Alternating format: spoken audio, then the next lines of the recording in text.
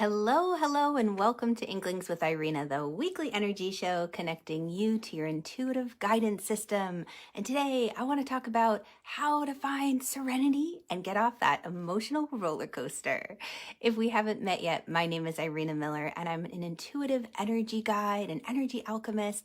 This is my joy pulling from my quite varied background. I have over 2 decades in studying yoga, energy work, everything from Reiki to quantum healing to pulse to, oh my goodness, this is a true joy of mine, to even reading tarot cards and runes and bringing crystals into it.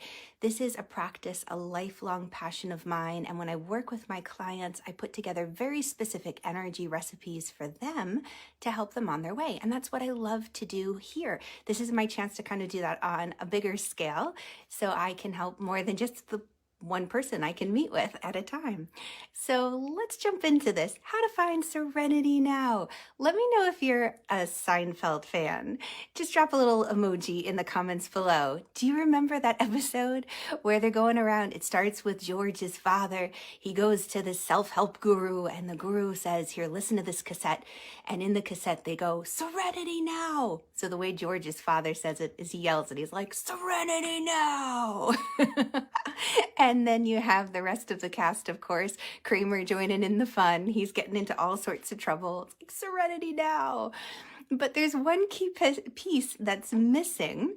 And it's interesting. I almost said another word there as I'm tripping over my words in this moment. Little Freudian slip. Because, right, it's the pissed off part. Where does all that emotion go? Holy cannoli.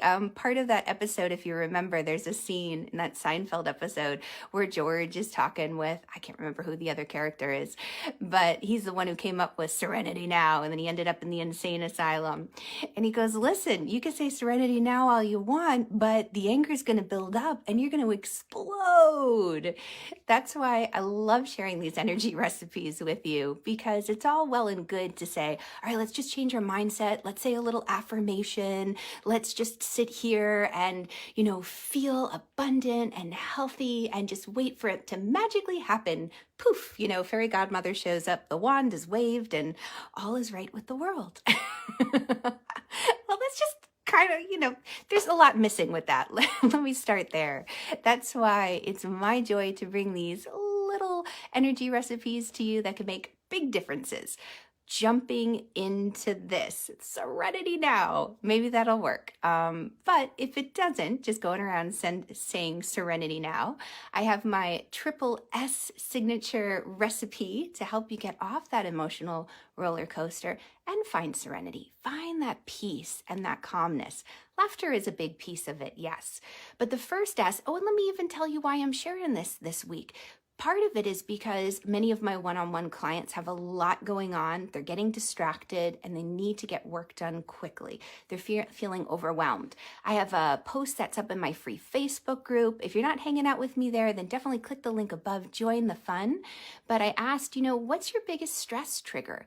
And they mentioned noise. So that noise contributes to the emotional roller coaster. That's why I'm jumping into it this week. I have a lot of my clients, both one-on-one and then also wonderful community members in my free Facebook group who are talking about this. So the first S in this signature recipe system is to step away. It is so easy because we're busy to keep our heads down and just keep working. There's one more email to send out. There's one more telephone call to return. There's one more thing to do. When you step away, it doesn't have to be for very long. It could be just for 2 minutes, especially if you can step outside. It's a great way to clear your energy, to clear the distraction and the noise that's adding to the emotional roller coaster. Because why would we want to get off that emotional roller coaster other than the obvious, it doesn't feel so good? Many times as empaths, we're soaking up other people's feelings, the energy around us, and not even realizing that the decisions we're making are being affected by a larger energy collective. You know, if you ever think about it, like if you're with a group of friends at one of these parties, whether it's like a Pamper Chef party or I don't know, you name it, and everybody's like, oh my gosh, look at this mini spatula. It's so cool. And oh, look, it can pick up little brownies. And oh, and the mini spatula can do this. And you're like, oh my God, I never knew I needed a mini spatula in my life. I need it. You know, and then maybe you get it home and you're like, what am I doing with this thing? Oh, why do I have it? Like, I don't even, like, if I was in my right mind, I wouldn't have purchased this.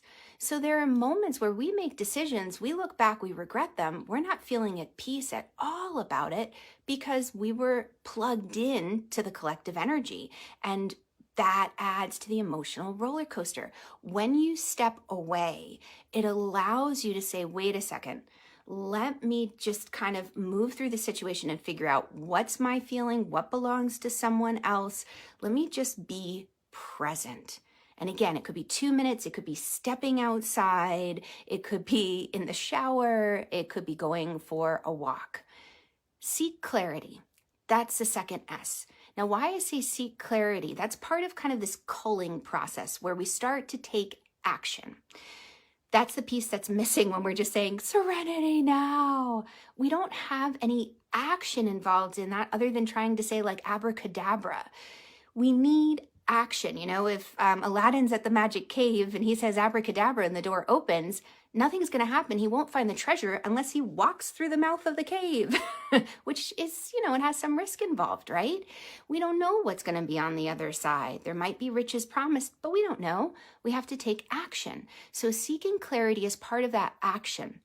We step away just to catch our breath, to take ourselves out of the mix of things so we can ground.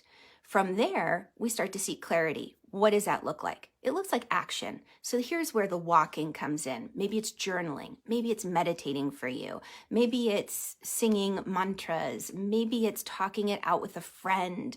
But it is the emotional release part. So at that end of that Serenity Now episode where Kramer's been going, Serenity Now, and he starts to twitch, he blows his lid, like, right? There's the explosion. It comes out. So release the pressure before it explodes. I giggle because I have a lot of Scorpio in my chart. So I know what can happen if you repress the emotion.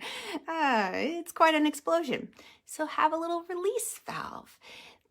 And that can look like a lot of different things, like the things I mentioned. Now, the final S is, what was my final S? It was stepping away. It was seeking clarity. Oh, and space. Have that space for thinking.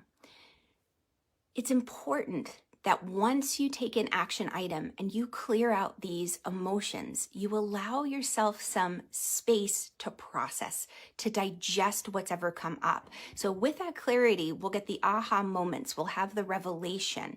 And you want to make sure that you've made a little bit of space in your day just to digest, so that when you come back out into the world, you're grounded.